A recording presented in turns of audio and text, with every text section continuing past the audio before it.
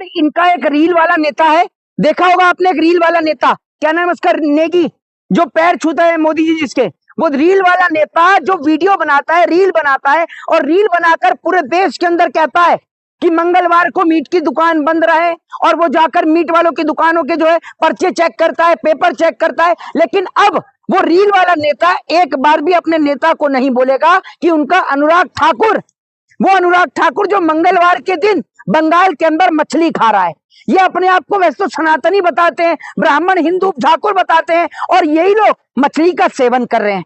ये लोग किसी जाति, किसी धर्म और किसी मजहब के नहीं हो सकते, इनका कोई धर्म और कोई मजहब नहीं है। वो अनुराग ठाकुर जो बीफ पर बड़े बड़े भाषण देता है, उसकी बेल्ट आपने देखी होगी, चमड़े की लेदर की बेल्ट पहनता है वो अनुराग ठाकुर जो खुद परिवारवाद से आया है, वो परिवारवाद पर भाषण देता है। इनका रील वाला नेता, वो नेगी, क्या नाम है उसका नाम पूरा, पवन नेगी, वो पवन नेगी, वो रील वाला नेता जो बहुत लंबे लंबे भाषण देता था, अब उसके मुंह से एक आवाज नहीं निकल रही, जैसे वो गूंगा हो गया हो। उसका काम सिर्फ रील बनाने का है, वो रील बनाने का काम करता है, और अब तो उसकी रील आनी भी कम हो गई है क्योंकि एक्सपोज हो गया रील वाला नेता। लेकिन अनुराग ठाकुर मंगलवार के दिन जिस तरीके से आपने देखा वहां पर जो है मछली खाते हुए नजर आए, अब कोई नहीं बोलेगा। और वहीं दूसरी ओर मेरे को तो शर्म आती है उन गोदी मीडिया के पत्रकारों के ऊपर। मैं तो ये कहता हूं कि आपको अपने नाम के आगे से पत्रकार शब्द हटा देना चाहिए। आपको कहना चाहिए कि आप सरकार के गुलाम हो और सरकार के गुलाम ही रहोगे।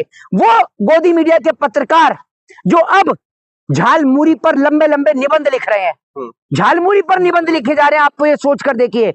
और शर्म आती है उन महिला पत्रकारों के ऊपर जो महिला पत्रकार आज मणिपुर की क्या हालत है, मणिपुर में हिंसा को ना दिखाकर बंगाल के अंदर खड़ी होकर झालमुरी पर निबंध दे रही है कि अंग्रेजों ने झालमुरी कैसे खाई, कैसे झालमुरी आई, कैसे झालमुरी बनती है। और कुछ गोदी मीडिया के पत्रकार तो ऑनलाइन टीवी पर भी अब जो है झालमुरी कैसे बनती है वो बनाना सिखा रहे हैं। बड़ी, सुन लीजिए, बड़ी बेशर्मी की ये बात है कि भारत देश में लुटती बहन बेटियों की इज्जत और आबरू, नौजवानों का खोता रोजगार और बेरोजगारी से चीख रहे नौजवान, और देश का किसान जिसकी फसल का उसको सही दाम नहीं मिल रहा, इन पर चर्चाएं छोड़कर हमारे देश की गोदी मीडिया अब झालमुरी पर चर्चा कर रही है। अरे किस कदर के आप पत्रकार हो, आपको शर्म आनी चाहिए। और कुछ पत्रकार जो बंगाल में गोदी मीडिया के पत्रकार, गोदी मीडिया के पेड वर्कर वाले पत्रकार जो चला रहे हैं कि बंगाल में मुसलमान का राज आ जाएगा, इस तरीके की जो खबरें चला रहे हैं, मैं उनको बताना चाहता हूं कि एक बार